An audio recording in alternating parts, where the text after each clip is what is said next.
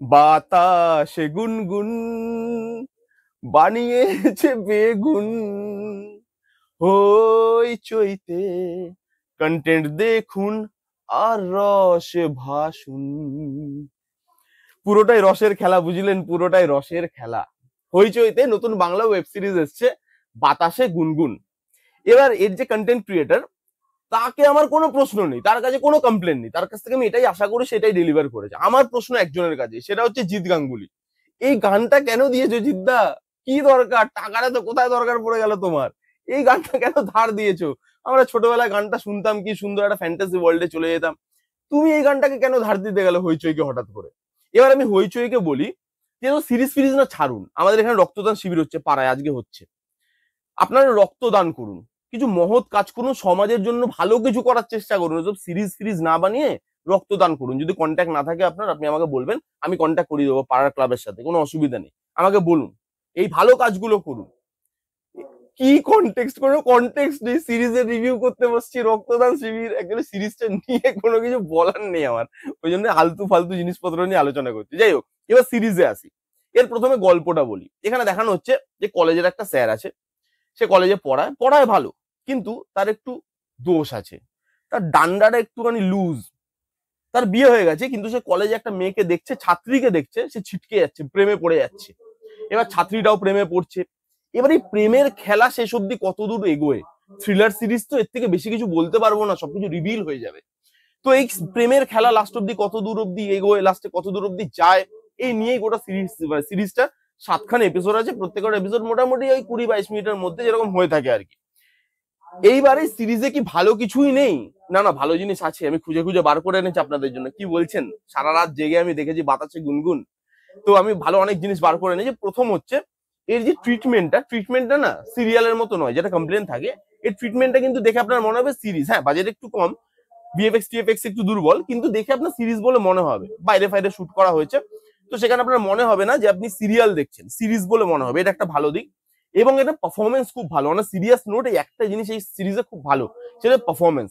সৃজলা বলে যে মেয়েটা আছে, সৃজলা গুহ খুব সম্ভবত বোধহয় নাম, যে এখানে ভিলেনের চরিত্রটা অভিনয় করেছে, মানে যে মেয়েটার সঙ্গে প্রেম হয়ে যাচ্ছে আর কি সুভদ্রদার, সেই মেয়েটা খুব ভালো অভিনয় করেছে। প্রত্যেকটা জায়গায় তার মধ্যে পাগলপনটা আপনি দেখতে পাবেন। মানে তার কাছে যে কিছু নেই, সে একটা জিনিস আঁকড়ে থাকতে চাইছে, সে মানে সেই জিনিসটাকে ছাড়তে চাইছে না, এবং সেটাকে ধরে রাখার জন্য সে যা ইচ্ছা তাই করতে পারে, যে কোনো এক্সটেন্ড অব্দি যেতে পারে। সেই ক্যারেক্টারটা খুব ভালোভাবে প্লে করেছে। তার ম্যানারিজম, তার বডি ল্যাঙ্গুয়েজ, মুখ চোখের এক্সপ্রেশন, সেই জিনিসগুলো খুব সুন্দর। এবং বাদ বাকি যারা সাপোর্টিং কাস্টে ছিল তারাও কিন্তু বেশ ভালো, মানে শিলাজিদ্দা থেকে শুরু করে এখানে সুভদ্রদা ছিল, সুভদ্রদাও খুব ভালো কাজ করেছে। তো পারফরমেন্স খুব ভালো। এবং এই যে বললাম একটা টিচার আছে যে যারা একটু দুর্বল, ওটা কিন্তু সুভদ্রদাকে বলিনি, সুভদ্রদার পারফরমেন্স ভালো। আমি যে ক্যারেক্টারটা লিখেছে সেই ক্যারেক্টারটা নিয়ে বললাম আর কি। অনেকে ভাবতে পারেন তো এরকম কি করে বলছেন, আমি ক্যারেক্টারটা যে লিখেছে ওই রাইটারের মাইন্ডটাকে বললাম আমি একটুখানি। সুভদ্রদার পারফরমেন্স ভালো ভালো।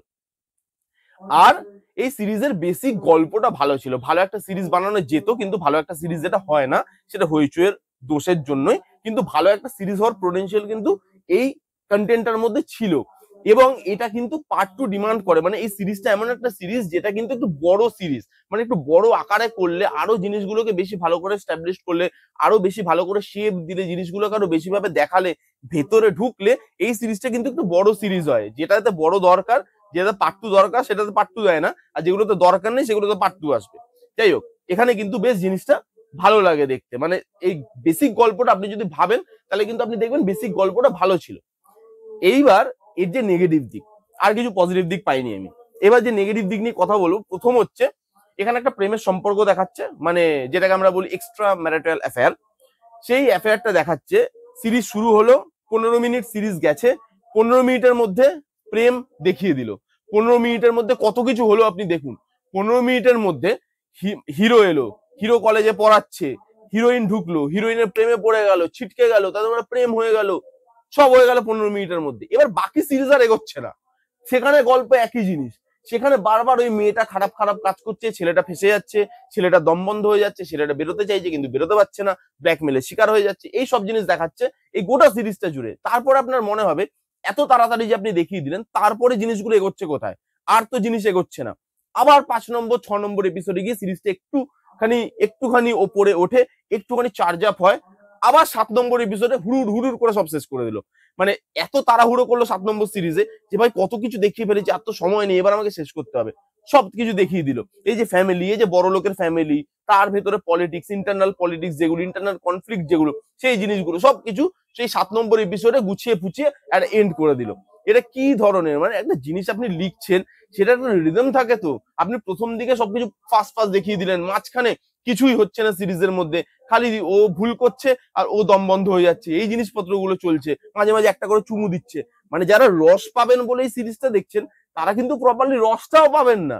মানে যারা ভাবছেন রাতে একটু রসফসের রসালো জিনিস দেখবো, তারা কিন্তু সেইটাও পুরোপুরি পাবেন না। মাঝখানে আর কিছু এগোচ্ছে না, আবার লাস্টের দিকে গিয়ে সে ফাস্ট ফরওয়ার্ড হয়ে যাচ্ছে। এইটা হচ্ছে সিরিজের এরকম ভাবে এগোনো হয়েছে। এখানে রিলেশনশিপ দেখাচ্ছে দেখুন। এখানে যে বউ বউ বরকে বলছে, যখন বর ওইখান থেকে কাজের থেকে বেরিয়ে আসতে চাইছে, রাইটিং এর কি দক্ষতা দেখুন। বর কাজের থেকে বেরিয়ে আসতে চাইছে যে না আমি এখানে ভাল লাগছে না, আমার এখানে দম আটকে আসছে, আমি ছেড়ে দেবো। বউ বলছে না, টাকা পয়সার তো দরকার, তুমি করো, তোমার সিনিয়ররা যা যা বলছে সেগুলো শোনো, সংসারেরও তো মানে টাকা পয়সার দরকার। ঠিক আছে, হলো। আবার লাস্টে গিয়ে যখন ছেলেটা বলছে কি তুমিই তো আমাকে বললে, সে তোমাদের জন্যই তো আমি এই সবগুলো করলাম, বলছে আমি তো এত কিছু চাইনি, আমি তো একটা সহজ সরল জীবনযাপন করতে চেয়েছিলাম। এটা কি ধরনের রাইটিং ভাই, এটা আমার মাথায় এলো না। একটা বরের বাইরে সম্পর্ক আছে, বউটা সেটা নিয়ে বেজায় রেগে গেছে। তারপরে আবার বউটাই বলছে, যখন ওই গার্লফ্রেন্ডটার একটা বিপদ হয়, বউটাই আবার বলছে এই মেয়েটা না একা, মেয়েটাকে গিয়ে তুমি সাহায্য করো না। উরে বাবা, এ মানে কি, কোন কোম্পানির গাঁজা খেলে ওই কোম্পানিটা আমার চাই, কারণ ওই গাঁজা খেয়ে আমাকে এটা দেখতে বসতে হবে। আমি যদিও খাই না, তো ওই গাঁজাটা খেয়ে আমাকে দেখতে বসতে হবে, কারণ এটা দেখার জন্য আপনার আলাদা মাইন্ডসেট চাই, যে যেখানে যা ইচ্ছা তাই হতে পারে। এখানে ওই পারফরমেন্স ছাড়া, এখানে লুক অ্যান্ড ফিলটা ছাড়া আর কোনো কিছুই মোটামুটি সিরিজে, একটা সিরিজের না একটা ভালো লেখা চাই, গল্পটা ভালো হলে হয় না। অনেক সিরিয়াস নোট, লেখাটা ভালো হতে হয়, লেখাটার মধ্যে রিদম থাকতে হয়, ক্যারেক্টার গুলোকে ভালো করে দেখাতে হয়, ক্যারেক্টার গুলোকে ডিমান্ড করছে সেই জিনিসটাকে ভালো করে আপনাকে ফুটিয়ে তুলতে হয়।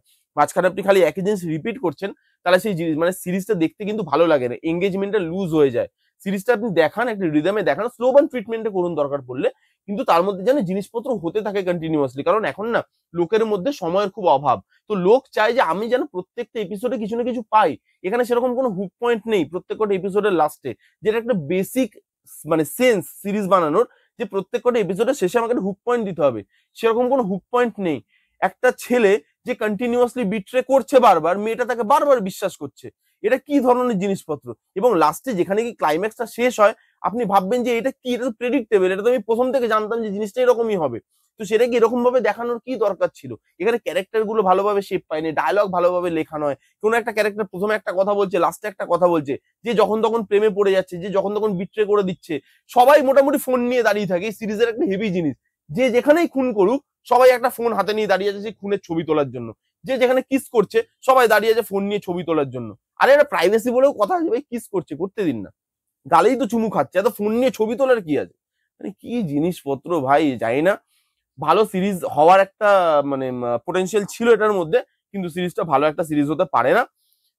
হইচই রেগুলার কাজ, তাও যারা চান একটু রসালো জিনিসপত্র দেখতে, তারা গিয়ে দেখতে পারেন বাতাসে গুনগুন। এই ছিল আমার রিভিউ।